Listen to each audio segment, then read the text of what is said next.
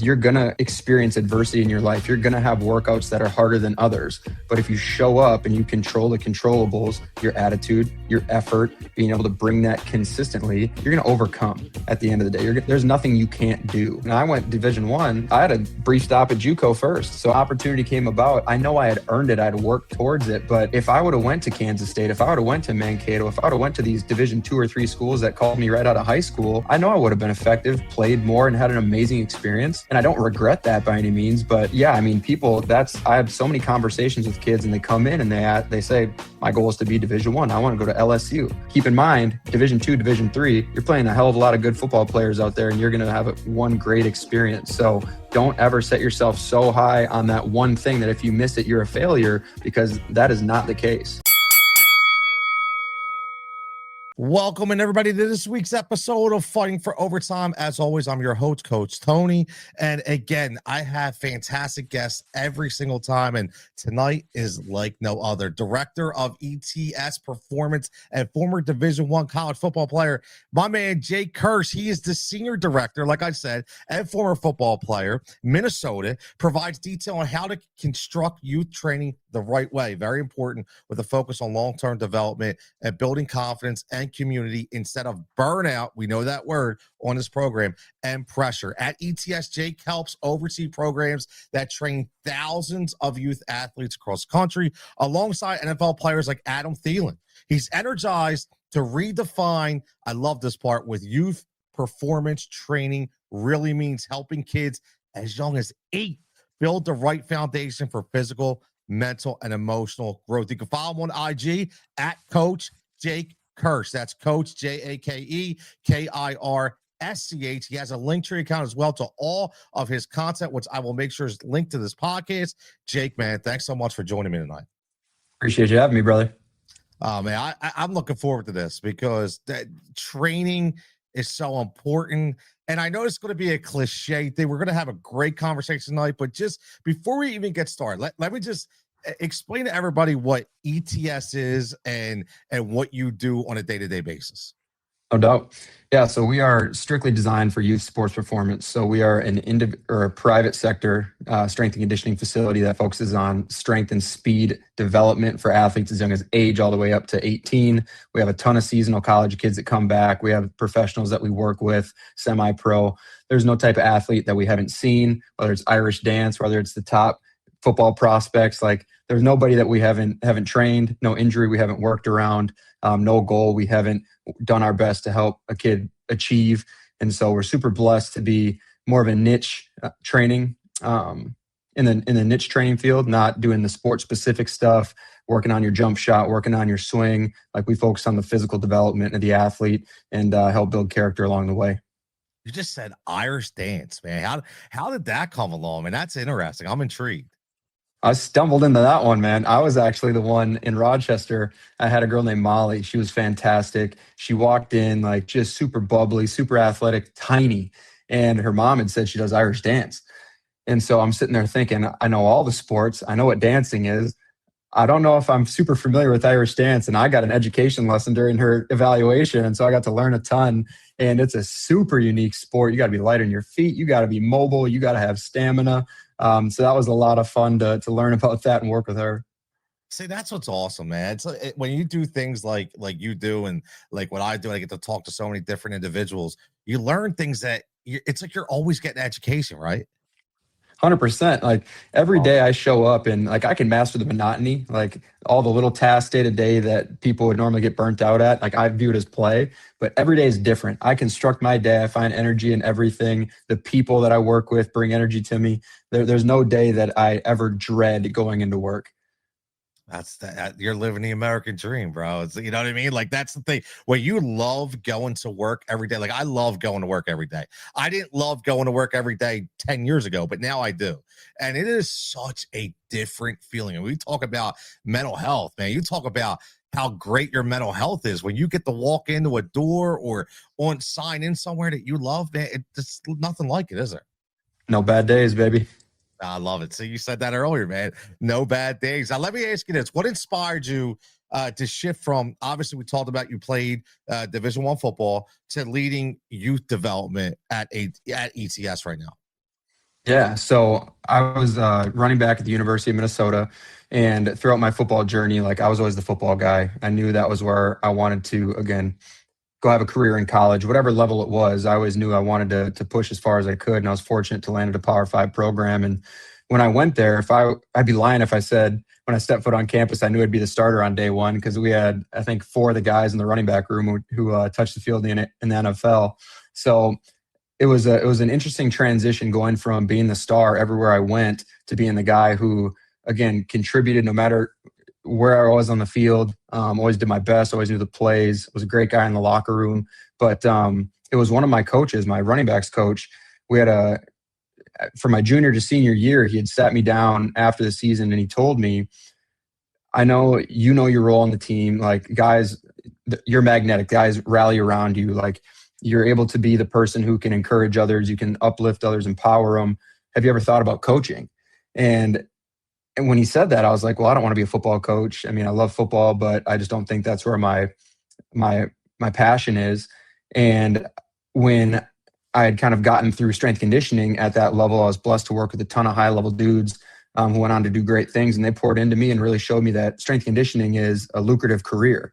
And so with that, I was like, well, I guess coaching does take many forms. And so that I ended up finding the platform I needed to go connect with people, to instill confidence in others, to help them develop physically and reach their potential. So it was interesting because when he said it, I was like, I mean, I get it. I appreciate the compliment, but I never really understood that this would be my path, being called a coach as someone who's not wearing a headset on the football field. It's interesting, man. I mean, you touched on a lot of great points. I mean, number one, you just talked about you being in a Power Five program where you probably came from high school as being like the guy to just being a guy, right? So a totally different mindset shift, which is exactly what we talk about on this program. Now you just talk about confidence as well. So how would you say yourself, at ETS intentionally build confidence, not just performance? Because you deliberately said that earlier. You're so worried about confidence in these young athletes today. Yeah, I mean, confidence is huge, and it's all a product of the environment you're in. Because if you're surrounded by yes men your entire life, who are the people that just talk about how great you are and shy away from maybe the blind spots you have, the weaknesses as you have, and they don't truly pour into you to push you and to make you aware of the things that could be holding you back, I mean, that's a disservice. And so for us, we consider ourselves a character development program that does training just as much as a training program that works on character. And so I mean, it's huge to be able to put kids in situations where they are going to be challenged. They're going to be pushed. They're going to be held to an expectation and a standard, but they're going to be loved up every step of the way. They're going to be surrounded by their biggest fans. They're going to be in a room full of people that want to be there and have made the choice to train with us at ETS. It's not people that we just have helicopter parents sending their kids in because they want an hour away from them. And so I mean, I'm huge on the ETS family is what we call ourselves. It's not just lip service. We want that environment where people truly feel seen. They feel empowered. They feel like they've got people around them that have their back and are going to set them up for success to not only succeed on the field, which, yeah, you're going to be physically better and you're going to go play with more confidence because you're more physically prepared to do so. But confidence is a life skill. I want people to step into that interview and they go into the working world and know the value they provide. They've had people that have put them in a position where they can highlight those strengths and show what value they can contribute to the world. And that's exactly what we do on a day-to-day. I love it. I mean, it's basically an investment. It's when you go into training. I remember this as a coach. It's number one, it's a two-way street, but you have to have investment on both sides. Whoever your trainer is has to be invested in you, not just the method, but also who you are, because everybody's character is different, right? You probably know who you can push, who you can't push. I mean, you train as young as 8 years old. I mean, how do you keep that? Like, here's my 17-year-old that I'm training as opposed to an 8-year-old. How can you shift so quickly from ages? I mean, everybody that comes through our doors is treated as an individual. Like we're big believers in building a collective group of people, the ETS family, that again, we want to support one another. But when you show up through our doors, it's not that I want you to go compete against that other person. I want you to compete against the person you look at in the mirror every single morning. And so when you step foot in our doors, we're going to push you to become 1% better than you were the day before. We're going to find those areas where we can push you, get you close to messing up on stuff, kind of figuring out what we need to work on and get you uncomfortable. But we're never going to set you up for failure. So with the 8-year-olds, yeah, we're bringing them back there. We're having them do things that they've never done before. Might be a challenging stimulus we're giving them that they have to react to and go execute. With the 17-year-old, it might be more refined. It might be more specific. And they can understand higher level coaching and being able to just use verbiage and language that you can't use with an 8-year-old. So you have to be able to know who you're talking to, make it simple, make it intentional, make it effective. And we do a phenomenal job of being able to work with males, females, old, young, novice, advanced. Doesn't matter. There's not a person we can't connect with. I love it, man. I love it. Now, obviously we talk about, phrases like appropriate development, but I like how you just said you treat everybody as an individual, no matter what the gender is, no matter what the age is. Now, how would you say you guys balance the kids to improve without overwhelming them mentally or physically? You know their limits physically probably, but what do you look for mentally to say, okay, maybe we need to go in a different direction? Yeah, I mean, right when we have kids come through the doors, we're sitting through that evaluation with their family, and I ask the kid, is this something that you want to do? And I mean, the majority of the time, I'd say 99%, they're like, yeah, absolutely. When can we start? And that tells me that they're ready to make the commitment. This is something they are doing. It's not something mom and dad are going to go back there and watch them and they're going to be training too. This is the kids' time. And so when it comes to balancing the mental aspect of thing, step one at the eval, make that commitment. Okay. You're going to experience adversity in your life. You're going to have workouts that are harder than others. But if you show up and you control the controllables, your attitude, your effort, being able to bring that consistently, you're going to overcome at the end of the day. There's nothing you can't do. And so that mental side of things, like that's training is going to bring the most out of you in that aspect, where not every day is rainbows and butterflies. I know there are heartbreaks in high school. There's homework. There's all the stressors that they experience. We want to be that hour of the day where they can come to us, forget about everything, not be in front of a screen for an hour, and just focus on bettering themselves. And so the mental and physical go hand in hand. I love it, man. I love it because, I've seen it on both sides. And to hear you say 99% of kids that come in and say, yo, I'm ready, let's roll. I love it. I know you're always going to have that small percentage that you probably already know. It's like, hey, listen, we know the parents are probably pushing this child to do, I get it. Unfortunately, that does happen. But to hear you guys have such a high percentage of kids coming in, that's music to my ears. Now, let me ask you, what the number one mistake would you say that you see parents and coaches making in youth performance training today? Well, I would say, I mean, you even kind of indirectly touched on it just now, is they're doing it for themselves and not for the kid. It's, I want to set my kid up for success because that's what I did. It's like, your kid has his own goals. He's 12. He doesn't know what he wants yet, but provide him with the resources so he can drive the bus. Okay. Set him up with the people that are going to pour into him, that are going to give him an experience where if he loves it, fantastic. Like, we're going to continue to adapt and evolve our approach to go help him reach his goals. But if they're doing it because that's what they want to do as a parent and not because the kid shows interest in it, they're the ones that are circling the ETS days in the calendar where they're excited to go, like, that's just the wrong fit. And so luckily we have very, very minimal amount of helicopter parents that are like that. We have so many great parents that are super supportive of their kids. So I can't speak to the negative a ton, but I do know that in the youth sports world now, like, kids are getting pulled in so many different directions and parents are just trying to keep up with the Joneses, and it shouldn't be that way. I agree, man. I'll tell you what, man, you're good. You want to have me sign up right now, man. Like, I'm ready to train right now. Like, ETS Philly, baby, let's go. let me hop on a play, man. You know what I mean? I'll be right there. I probably last about 2 minutes, but that's about it. At least I get something out of it, right? At least I get something out of it. I want to backtrack a little bit because, obviously getting into this, you obviously played sports your like probably play other sports. I'm sure we'll get into that, but just like kind of like your early years, looking back at, your youth sports days, obviously totally different than it is right now. But did you ever feel pressure to perform? And if you did, how did you deal with it? Yeah, I'd say the bulk majority of the pressure that I felt was probably self-induced. Like I was the type of kid that grew up pretty low self-confidence. Like I was the short, stocky kid growing up, didn't hit the growth spurt till I was 13, 14, and actually like felt good about myself. And so when I played sports, like I didn't want to have that one thing that I failed at. People would see that I wasn't good at it. And so that's what just sparked me to work hard at things.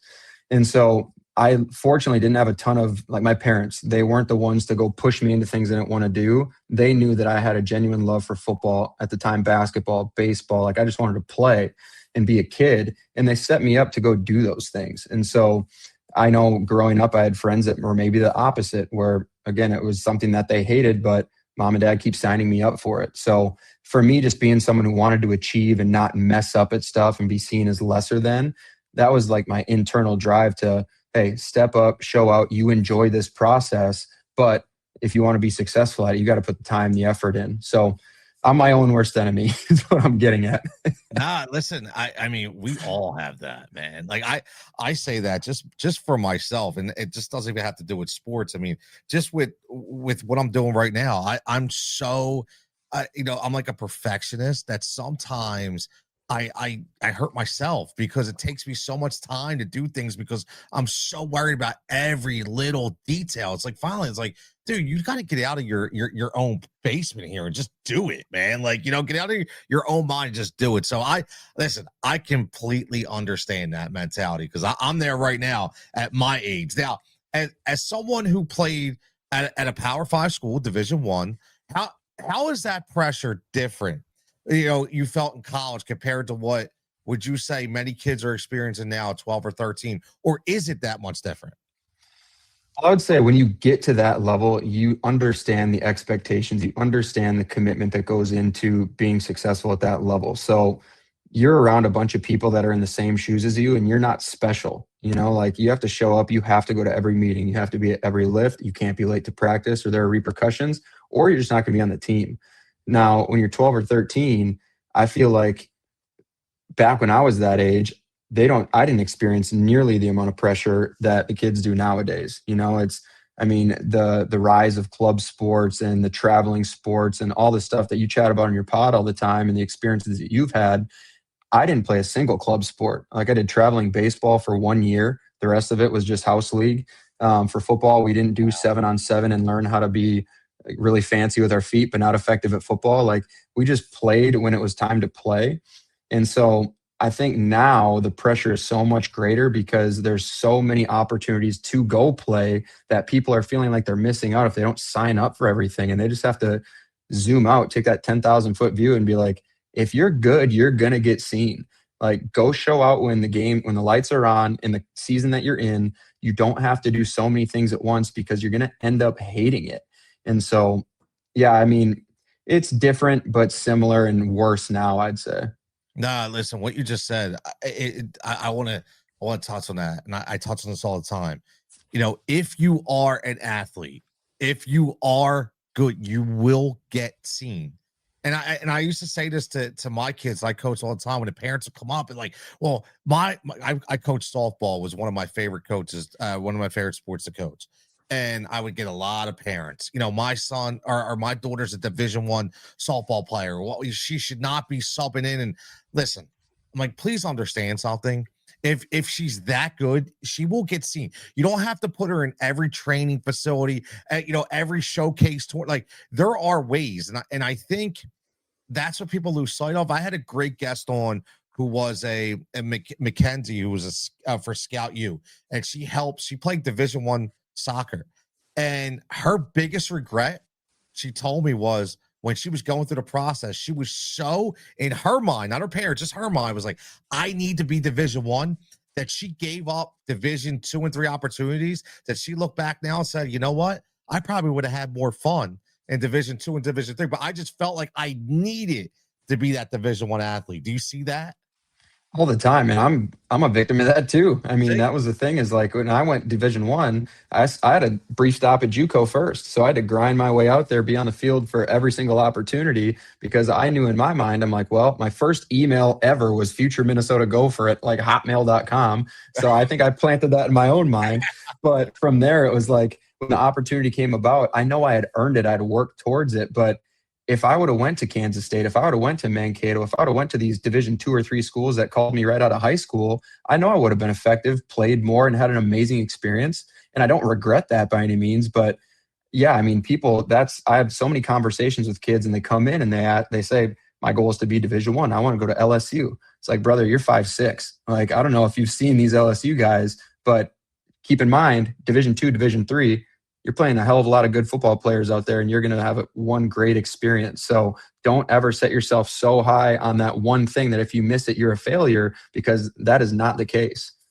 That's huge. I love it, and you're echoing the same thing that Mackenzie had said. It's great to hear it again, because I think a lot of kids pass on those opportunities. And I had a couple local girls that I know in the soccer realm that they had opportunities, and they decided to not take them, and they were so happy because they're like, I'm actually enjoying myself, and I'm playing competitive soccer against some really, really good athletes. They, their focus wasn't, I'm going to go to the pros. Their focus was, I want to play competitive soccer, at a good facility, get my academics, and still be a kid. And I think you could achieve all of that. So I think parents really, really, really need to understand that. It's like make it the big time where you're at, like, yeah, if you have dreams of being in the NFL or the MLB, whatever, yeah, you have to have those huge dreams. And I encourage everyone to dream as big as they can, right? Like, aim small, miss small. But just because you don't land at that destination does not mean that you're not exactly where you're supposed to be. No, you're so spot on. You really are. Now, going back a little bit when we talked about, because we know, like, everybody has a team now.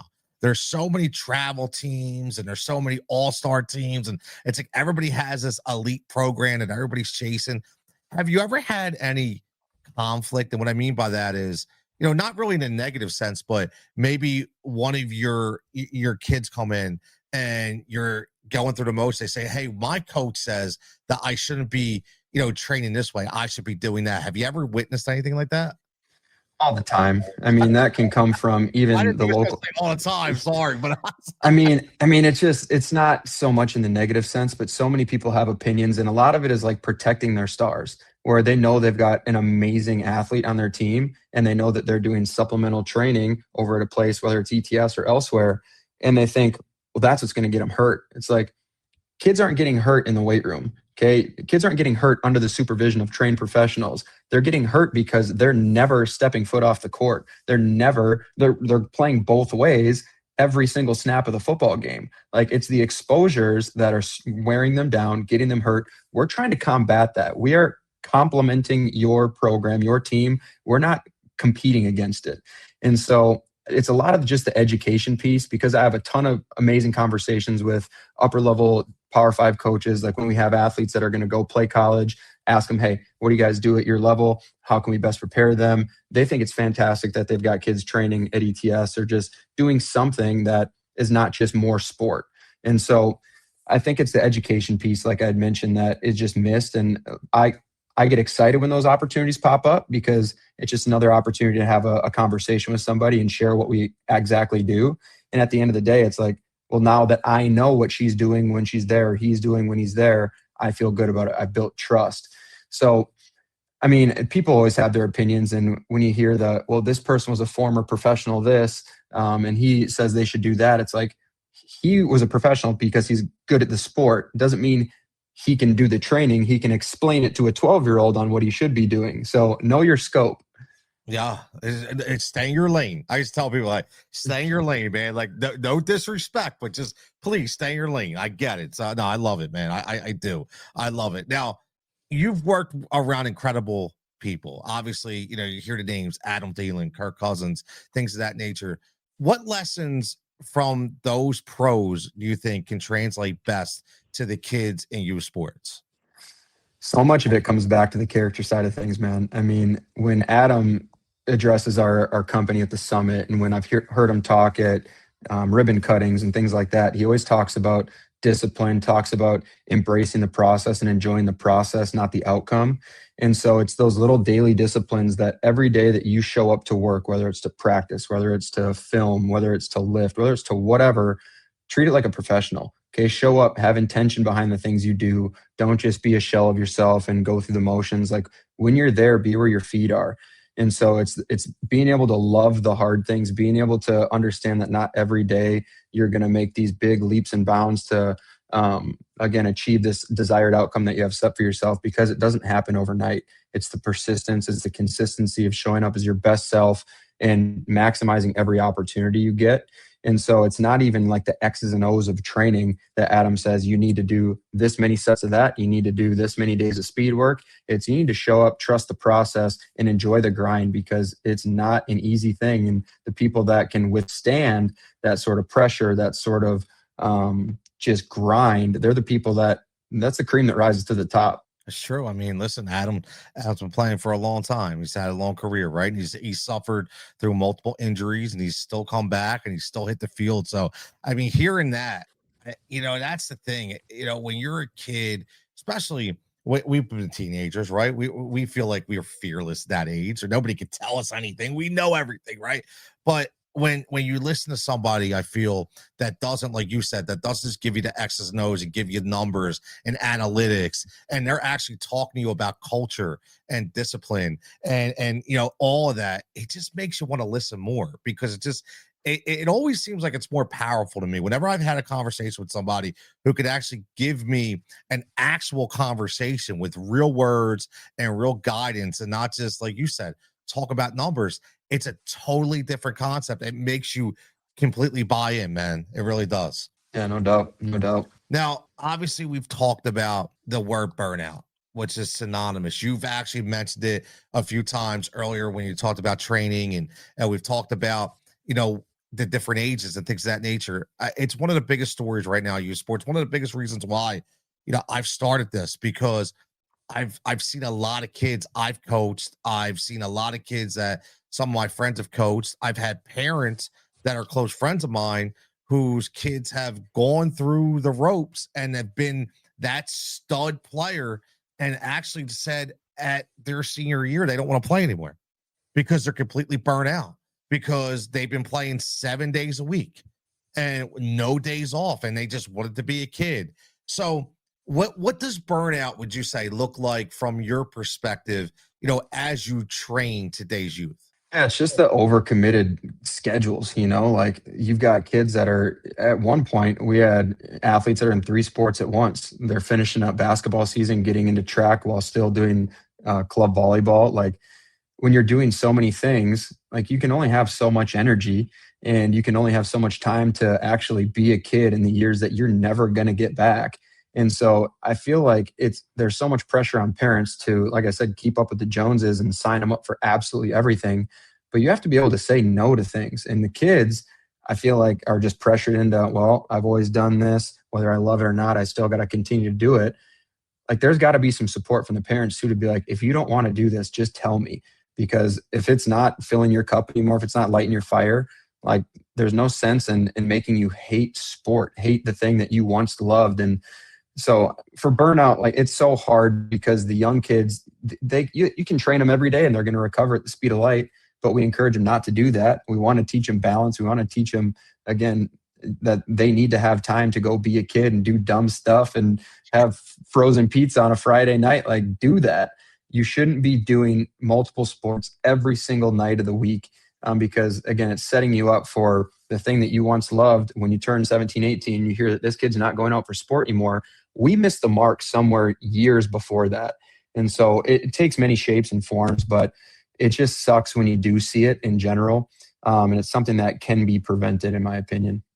Now, is there such a thing that you would say as training too hard? Like, maybe a way to approach this question is, if I was an athlete and I was a one sport athlete, say I played football and I came to you at ETS, to be my trainer and to train me, what would a training schedule look like? As opposed to, somebody like you said, that's overburdened and going through multiple sports. Yeah, when kids have a true off season, like we can actually dedicate time to their training where I see you upwards of 4 or 5 days a week, and that's perfect. I don't want to see anyone 7 days a week. Okay. We need to recover. We need to adapt. We need to be prepared for the next time we come and train so you're not constantly putting yourself in a deeper hole of stress that we're never going to dig out of. So, like a true off-season kid, we can have those days where we're grinding you pretty hard. Like you don't have to wake up and compete the next day. So if you're sore, that's not the end of the world. And then as we transition through seasons, okay, we want to make sure that we're preparing you for what's next. So as the season comes about, I can't have you leaving here with heavy legs. You have to go practice and play the next day. So we taper it back, we educate, we tell them, and we prescribe how often you should come in. So I mean, it is a little bit different when you get those actual single sport or two sport kids that have 6 months of really nothing. Those are a dime a dozen. But with the multi-sport kids, the young kids are the ones that mom and dad think they're invincible. They have a ball of energy when they get home. They're running and jumping and doing all this stuff. So they feel like they can handle more. Just because it seems that way doesn't mean you should. Okay. Let them have that time to themselves, play with their friends, have the sleepovers, do all that stuff, and then let them go be intentional on the days they train. Maybe it's 2-3 days a week. Okay. Those days are high quality. We're not keeping them in the gym past an hour. We want to get to the point, get them out of there so they can go do homework, have family dinner, all that stuff. So as they're younger and they have that energy, don't think that you just need to overfill them just to maximize their youth, because that's not what's happening. Nah, listen, man, I love it. Let them be a kid. Right? You gotta let them be a kid. And now it's funny when we talk about multiple sport athletes, because now I remembering, and I'm older than you, so I don't know if it was like this when you were younger, but for me, I did play all year round. However, it was only on a rec team. It was, hey, I played baseball for 3 months, with just a t-shirt, and I played once a week, one practice, one night a week, one game on the weekends, and then I went into basketball, and then I went into soccer. And but there was no training, there was no extra fall ball, there was no traveling. It was like literally just that. And now it's changed. So I honestly don't know how kids, if they're playing at such a high level, how they even have time to do multiple sports. I'll say this on a personal note. I remember and it's honestly, I say this all the time, it's a decision I regret. And I tell my daughter this. So my daughter was a fantastic softball player and a fantastic cheerleader. And when she got to ninth grade, I said to her, you got to make a choice. I hate to do this to you, but number one, because I didn't want her to burn out. And I was like, it's just too much, because I never understood how crazy cheerleading was until we got into it. And then I was like, you're going 6 days a week for cheer. How are you going to do that? Plus softball every day. You're going to burn yourself out. So you got to pick one. And I kind of pushed her to my regret, the softball, because I was being a little chauvinistic at that time and said, you know what? I don't want her to be a cheerleader in high school because of all the drop, because of girl dad. And I'm thinking of all crazy stuff. Right. So I wanted her to go play softball. And I don't regret, because she had a great career. I don't regret it for that standpoint. I regret it because I didn't let her choose. And I tell her that all the time. I feel like I pushed her, and I feel like she may have chose the latter. So I think a lot of parents could be dealing with that same thing right now. 100%. And like the guidance we give kids when they come up to us and like, should I go out for this sport? And then you just have that genuine conversation with them and you say, well, are you doing it because you want to and you love it? Or are you doing it because you feel like you have to, or other people are making you and pressuring you? And when they start to think about that and they really take like an introspective dive and they're like, I hated every single practice I went to. I hated every competition. I might have been good at it, but I didn't get any joy from it. And at that point, that's when you kind of have to say, well, that might not be my thing. And so if you want to start to specialize in one less sport, maybe you double down on the one that you really, really love. Okay, that's going to preserve your love for sport and competing. And yeah, I mean, there are some coaches that are like, well, you're so good at this, you should do this. And I'm a firm believer in multi-sport athletes. There's a huge carryover to everything with that.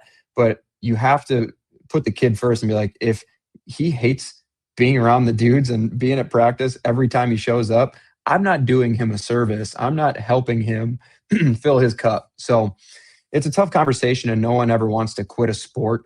unless they genuinely have to. But I mean, it's one of those things. You're only going to preserve your mental health. You're going to preserve, again, your overall self for the long haul by making that call. Yeah, no, 100%, man. Because now, a lot of these kids, which I love to see, are very, very strong academically. They're in National Honor Society. They're, which is a big commitment. They have a lot of community service they have to do. They want to be in clubs at school, because those clubs at school, what do? They can lead to scholarships, because it's not just about sports. And it's like, okay, so you have all the sports, all the training, all the academics. Eventually, the mind needs a friggin' break, man. Like, it needs 100%. like you said, go eat cold pizza, bro. Go play Nintendo. That show my age. I'm saying Nintendo, right? But just, go do something other than play sports right now, just a couple days a week. So I love it. Now, I think I know the answer to this question because you said it, but I'm just curious. If you could fix one thing about the youth sports culture tomorrow, like you woke up tomorrow and said, I am fixing this right now, what would it be? Stop lying to the kids. It's when they're 11, 12, 13, you're putting them, for being a Midwest guy, like we have some baseball kids that they've heard scouts say, well, if you're not playing the 6 months down south where you can play year-round baseball, you're not going to get noticed. And I touched on it earlier. It's like, yes, you are. You have a competitive season where everyone is recruiting at that time. That's when you're playing high-level competition. If you go do club for the couple additional months, like there's fall ball leagues, there's all that stuff, great. You're going to be seen, but you don't have to uproot your family, go either travel every weekend or move so that you can play in the off season. Like, stop doing that. Don't lie to these kids. You're maximizing on their ignorance, and you're making some money on it just to basically say, hey, you're never going to get noticed, never going to get recruited unless you do X. It's like, stop doing that. That's dumb.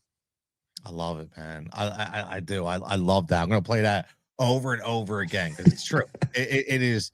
It's so true. I mean, especially today in the form of digital media, and you can listen. I could go make my own reel of my sons and send it to every coach that I want. I mean, you can do that. Like, you have that ability. You don't have to go to every $5,000 college showcase tournament to get noticed. You just don't. I'm not saying don't do it. I'm just saying you are able to get noticed. I love that because people just don't get it. They just don't get it. Now, what can you share a story where your training at ETS has helped transform a kid's confidence, not just their performance? Oh yeah, I got a good one. So this was super early in my career of opening up ETS Rochester. This was back, I want to say, in maybe a year and a half into operation, and the magnitude of what happened like just sunk me into my chair. So we had a kid that came in, and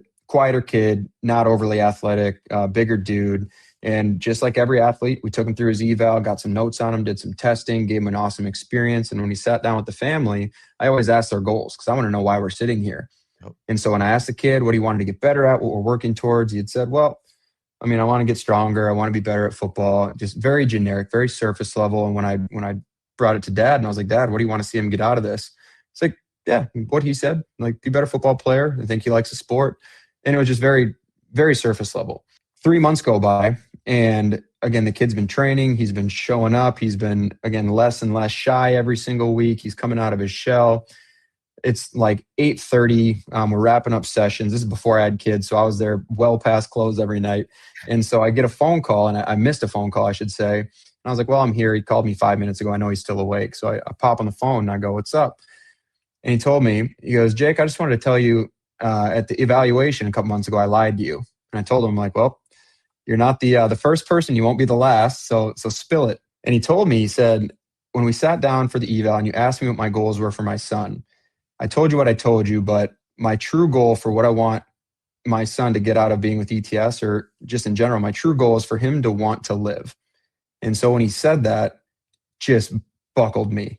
Absolutely no idea how to approach this conversation.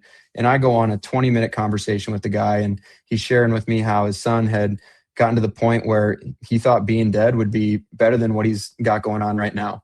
And he had been on suicide watch more than once.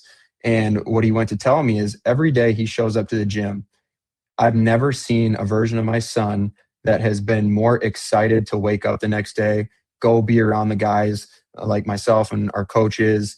And when he said that, it magnified and amplified the platform that we have to impact people beyond the physical, beyond the training. It's not just weights when you're with us. Like that experience, when I had kind of been informed of his background, I had never seen a kid be goofier, like show up every day, want to wrestle me. And he was a sweater. So I'm wearing his nasty dude sweat because he's trying to grab on me. And it was so cool, because normally if someone's going to come up and bear hug me and he reeks like that, I'm gonna be like, get off. But to know that the impact we were making on this kid gave him the fuel to want to wake up the next day. And it wasn't just us. We're never going to be the people to take all the credit for anything. But knowing that we had a small impact in his life, to be around, to give him the people in his life that are going to support him, going to push him, going to love him up, be the people that he needed in his life at that current time. That was one that I'll never forget. And that was one that really makes me cherish every single opportunity I have to interact with the kids that we have, because I know how important it is to be that person in their life that they need. So that's a heavy one. I know we probably weren't expecting that tonight, but it's wow. Phenomenal. That's awesome.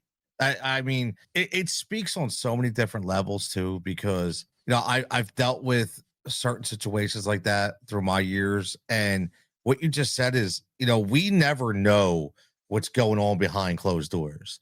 And that's why, like, I'm a huge advocate right now. Like, I keep pushing for, I feel like every professional team now has a sports psychologist. But I feel like at a high school level, even at a middle school level, that the coaches should have mental health training. They should have training to say, you know, signs to look for, because they're not, because I've seen things, and just like you say, you don't know what's going on at home, and you are their outlet. Like when they come to you, they're kind of getting away from what's really bringing them down. And if you yourself, as a coach, as a mentor, as a trainer, are bringing them down as well, that's just a double whammy, man. Like that's not so. I love the story because it's so powerful. Because, you know, I've said this all the time. You know, obviously not from a suicide standpoint, but just from a confidence standpoint, where we see kids that struggle. And I'll give you a quick example. So just from this podcast, and I know she's going to listen to this later. So one of my friends that I grew up with over the years, her daughter, 14 years old, never played travel ball before in softball. She was kind of afraid to step into it. A little bit the kid and also the parent, like not to know what to expect. I had a guest on, and Coach Vicky, about a month ago, and she was really good, and she coached 14U, which was that age. So after the episode, her mom had hit me up and said, I just want to let you know, we listened to the episode. It was great. And soon as that her daughter heard the coach say she's looking for kids, she turned to her mom, was like, I want to go. And lo and behold, she's like, okay, took her there, had a great, and now she's on the team. And now it's like, I made a match. And I don't say that, but it makes me feel so good, because like this kid would have never possibly had that opportunity, or never had the confidence to say, you know what? But because she heard this coach and she said, I'm really relating to what she's saying, I feel comfortable, she went out. And more stories like that we need, brother. We need more like that, for real. I love it. You can be the catalyst to somebody else's greatness. And it's something that sounds so cliche, and it probably gets pumped up on every single self-confidence book you read or self-help, whatever, but it's seriously true. Is like, you never know what other people are going through. And since having 2 daughters now, I get chirped from a lot of my kids that have trained with me for years, and they're like, you've gotten so much softer. And I mean, I was the egotistical strength coach when I was younger. I'm like, hey, you better respect me, don't show up late. But when I notice that someone comes in and they're acting different after hundreds of interactions, I know something's off. I'm not going to be the one to jump down your throat. I'm going to be the first person to ask you, how you doing? What's going on? You're not yourself. And then that's when, you know, you develop that trust, and they're able to use you as that outlet, share what's going on. And I'll tell those kids, like, I'm glad you're here. And it's just those simple words that, again, they know they're loved, they know they're welcomed. That's the impact that I want to have on the world, is being that person who can fill your cup, who can fill the need of whatever you need, whether it's great training or someone to talk to or someone to just be positive and instill and pour that into you at a given day. Like, that's all I care about. So I love it, man. I'm with you. I say it all the time. This was my last year. So none of my kids are in high school anymore. So high school sports are over.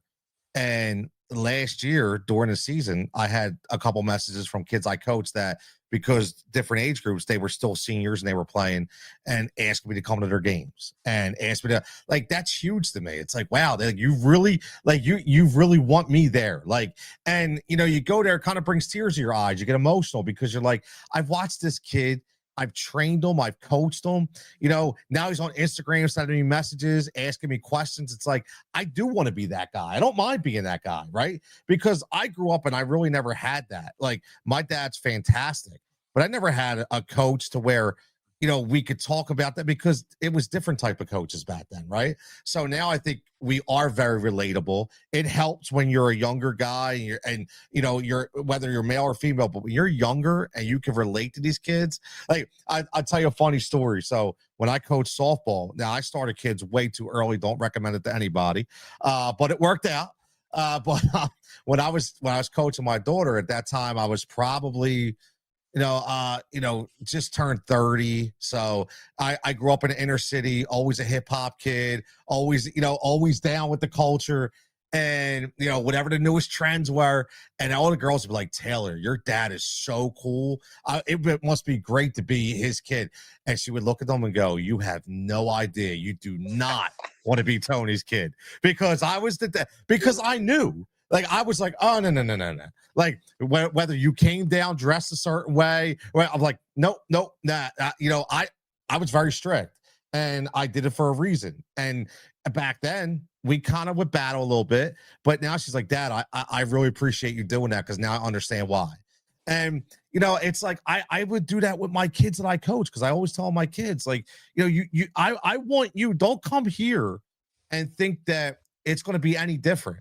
Like, I'm probably going to be more stricter than your parents. And I would tell the parents, like, we would have conferences. I said, I'm a little different. Like, I'm going to expect more, especially when they went from 12 to 13. And when my kids would show up and say, Coach, I forgot my mom forgot to put my water bottle. And I'm like, whoa, time out.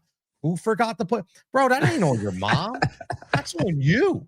Like, and I would tell the parents, like, I'm going to be tough on them. But unfortunately, they need it right now. And I think that's why they respected me. And I know you probably feel the same way. So it's just, we need more of that, Jake. We need more of that in this world. We really do. 1,000%. As we kind of close out, I will ask you, how about for a kid? And I know we've talked about there's all different levels, but because you did play Division I and you do know what it takes in that aspect, for a kid who dreams of playing D1 one day, what's the right way would you tell them to chase that dream without losing their mental health along the way?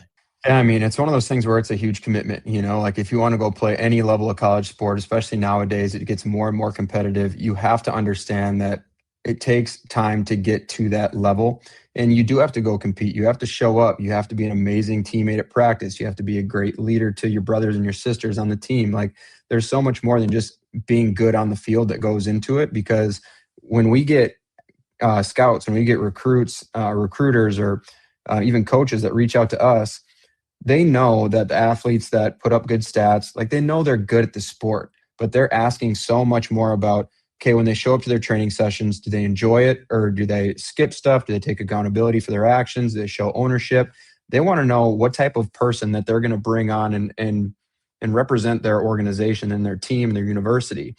So you need to be a good person, first and foremost, like the people that get good grades, the people that, again, do the NHS, that give back to their community, that empower others and all that stuff. But when it comes to the physical side of things, like it's wear and tear. I mean, it's something that you show up every single day. Practices are hard. Days are long. It is something that's going to wear you down mentally and physically. And you just have to know whether or not you love it.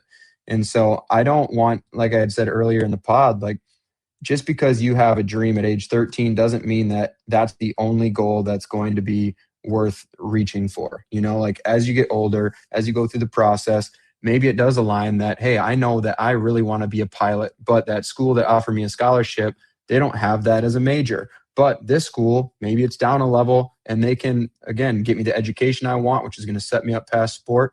That's your new D1. So regardless of levels, there's work to it, there's commitment, and you need to have people in your life that are setting you up to be able to handle those stressors effectively without leading to the burnout, without leading to the added stress, or being one of those coaches that the kids look back on and be like, he made me hate sport. And so there's a lot of those stories, but yeah, I just, you gotta surround yourself with the people that are prepare you for it, both physically, mentally, spiritually, educationally, like be around the right people. That's that last statement. Be around the right people, man. That's huge. That's definitely huge. Now, where can parents, coaches, and athletes, obviously, whether they're locally or nationally, learn more about ETS or just connect with you? Yeah, people can connect with me directly at my Instagram. Like I get messages from all over, which is super cool that people, whether it's podcasts or just saw a post of me squatting or doing something, they reach out, follow me. It's super cool. So I love interacting. Otherwise from ETS at ETS Performance HQ, that is always going to be showing footage and posts from all of our 60 locations across 20 states. Our website, www.etsperformance.com, has information on our services, what our mission is, what our story is, how we came about. And next year, 2026, we have pretty aggressive growth plans to be in 25 more communities across the nation. So if there's not an ETS in your area right now, plans are that we're going to be there pretty soon. So something we're super excited about, super blessed to be the ones facilitating that growth and leading the wave of next future generation of leaders within the company and people that are going to go make a huge splash in any market that we go to. So super fortunate, super blessed. Love this conversation, brother. Let's do it again sometime soon. And again, people reach out to me if they want. Reach out to ETS at any location. I know every single director we got, they're all good people. I put my stamp on them. So that's all. Hey, man, maybe if you get a facility down by me, we'll do one live in the new facility or something, man. You never know. Don't threaten me with a good time, Tony. Jake, man, listen, I really appreciate this as well. Great conversation. I love having you on. You have such a huge background, and like you just told everybody, make sure you go follow them. I'll have everything so everybody knows after this podcast. It'll be all in the description where you can find them. I will say, man, you are absolutely loved because I've never had a post blow up on my end like I did when for you. I mean, just for comments about how awesome you were, how much of a great trainer you were. I had people DMing me talking about how it's so great to have you on. I mean, you've already made a tremendous difference already, man. I'm excited to see what the future holds for sure. I stand on the shoulders of giants, man. I'm surrounded by a lot of good people, so I'm blessed and keep making an impact, man. I love it, man. I love it. So we'll have you back on again. Let's and go. Listen, after the new year, as that expansion comes, we'll get you back on to talk about it as well. Let's go, baby. All right, man. Yeah, you have a fantastic evening. Everybody, again, make sure you follow at Fighting for Overtime as well, all your social formats, and we'll get back to you next time. Fighting for Overtime is a Rise and React media production. If you're looking to start a podcast, if you're looking to get some direction, hit us up, let us know. We'll help you out there as well. Again, for everybody, enjoy your time, memories and moments, and keep fighting that fight. Continue to fight in overtime to make your kid have the best experience that they can have when it comes to playing youth sports.